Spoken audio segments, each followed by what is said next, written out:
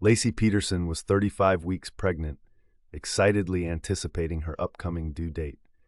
Her friends described her as a radiant, joyful presence, with laughter that filled a room. A substitute teacher, Laci adored working with children and looked forward to becoming a mother herself. On December 23, 2002, she went shopping for groceries, planning a Christmas Eve dinner with her husband, Scott Peterson. Her friends and family never imagined that it would be the last time they saw her alive. The next morning, December 24th, Scott left their Modesto, California home to go fishing at the Berkeley Marina. Laci stayed behind, intending to bake and walk the dog. But when Scott returned later in the day, Laci was nowhere to be found. Her car remained in the driveway, her purse on the kitchen counter. The family dog, Mackenzie, wandered the neighborhood with a muddy leash.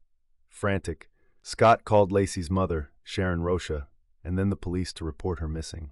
Laci's sudden disappearance ignited a massive search effort. Friends, family, and volunteers gathered, distributing flyers and organizing search parties. Her cheerful smile and nurturing spirit were on everyone's mind. As days passed without a trace of her, anxiety grew.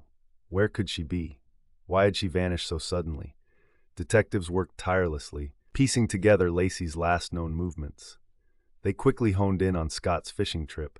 He claimed he was at the marina from late morning until afternoon, casting lines in the cold, choppy waters. Investigators questioned this story. Why would someone go fishing on Christmas Eve, leaving their pregnant wife home alone? As the investigation deepened, attention focused increasingly on Scott. His demeanor raised suspicions. He appeared detached, unemotional. Friends noted his lack of urgency and concern. The media swarmed, amplifying every detail, while Scott's behavior remained enigmatic. He retained a lawyer and stopped cooperating with police, fueling further suspicion. Then, a bombshell. Scott was having an affair with a woman named Amber Frey. She came forward, revealing she had no knowledge of Laci and believed Scott was single. The news shocked Laci's loved ones and the public. How could a husband be unfaithful with his wife so close to giving birth? What else was he hiding? Despite mounting circumstantial evidence against Scott, Laci remained missing. The community clung to hope, though, fearing the worst. Then, 4 months later, a gruesome discovery shattered any remaining illusions of a happy ending. On April 13, 2003, a decomposed body washed ashore in the San Francisco Bay. DNA analysis confirmed it was Laci. Her unborn son, Connor, was found nearby.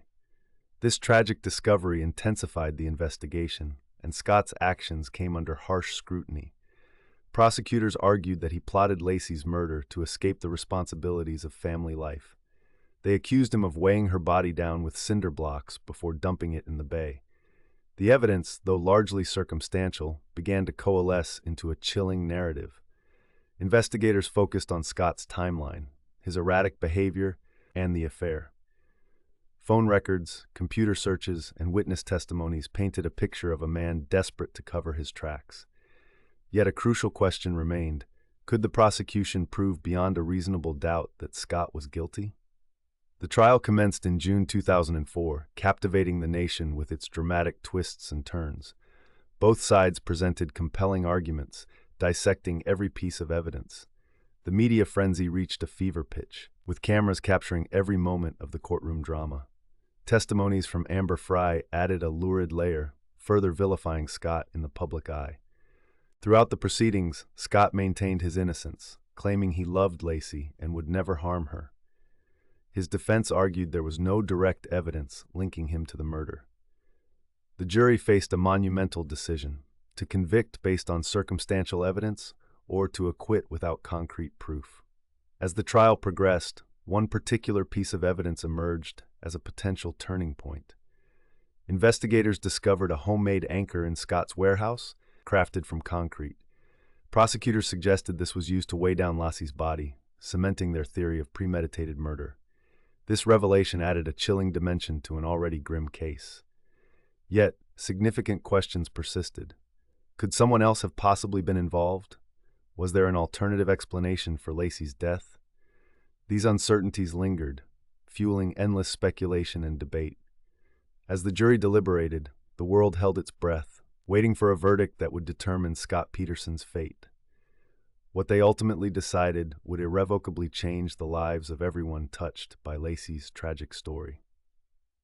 The trial of Scott Peterson captivated the nation, a harrowing tale of betrayal and murder unfolding in the courtroom. Every nuance of Scott's demeanor, every detail of evidence presented, gripped the public's imagination. The jury found themselves at the center of a complex web of circumstantial evidence, each piece potentially leading to either conviction or acquittal.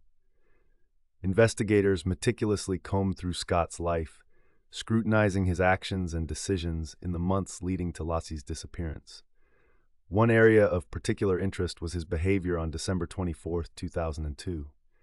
Prosecutors questioned why Scott chose to fish at the Berkeley Marina that morning, especially given the choppy waters and cold weather. Did he genuinely plan to catch fish, or was this a calculated move to create an alibi? The timeline of his fishing trip became pivotal, with detectives examining timestamps from his marina parking receipt and witness accounts.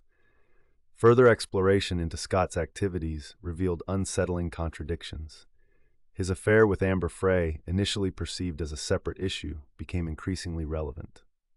Phone records showed Scott called Amber on Christmas Eve, telling her he was celebrating the holidays alone. This revelation painted a stark contrast to the image of a grieving husband, igniting suspicion. Technical analysis played a crucial role. Investigators discovered that Scott conducted internet searches for information about boating and water currents in the San Francisco Bay.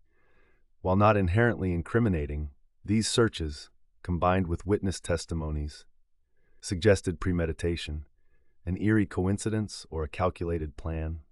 Two details warranted particular attention, potentially leading viewers to replay these moments for clarity. First, the homemade anchor found in Scott's storage unit. This piece of evidence, a simple block of concrete, became emblematic of the prosecution's case. Prosecutors posited that it was used to sink Laci's body, a chilling implication of premeditated murder. Its discovery marked a pivotal shift, casting Scott's actions in a more sinister light. The second significant rewatch moment involved a tape of a phone call between Scott and Amber, played in court. On the recording, Scott spoke casually of future plans, never hinting at the devastation surrounding him. This call, laden with casual deceit, left jurors and the public questioning his true nature. Despite these revelations, questions lingered. The defense highlighted the absence of direct forensic evidence linking Scott to the crime scene. They questioned the thoroughness of the investigation, suggesting potential alternative suspects were overlooked. Could investigators have missed crucial pieces of the puzzle in their rush to judgment? Then came the major reveal, the prosecution's trump card. A witness placed Scott near the location where Laci's body was found. A janitor working in a nearby building testified to seeing a man matching Scott's description on the marina's shore, struggling with an object. This testimony, corroborated by additional witness sightings, tied the pieces together, adding weight to the prosecution's narrative. As the verdict date approached, tension mounted. The jury faced the daunting task of dissecting a case built on circumstantial evidence, their decision set to alter countless lives. After days of deliberation, they reached a conclusion. Scott Peterson was guilty of first-degree murder for Laci's death and second-degree murder for the death of their unborn child, Connor. Scott received the death penalty, a sentence that sparked both relief and controversy. For some, justice prevailed. For others, doubt lingered. In the years following the trial, Scott's legal team pursued appeals, arguing procedural errors and media bias tainted the verdict. The case remains under review, with the death sentence overturned in 2020, though his conviction stands. Today, the shadow of doubt still hovers over the case. Could Scott truly have committed such a heinous act alone? The possibility of an accomplice or an entirely different suspect remains a chilling question. How well do we truly know the people closest to us? One haunting, unresolved question endures. If Scott didn't murder Laci, who did?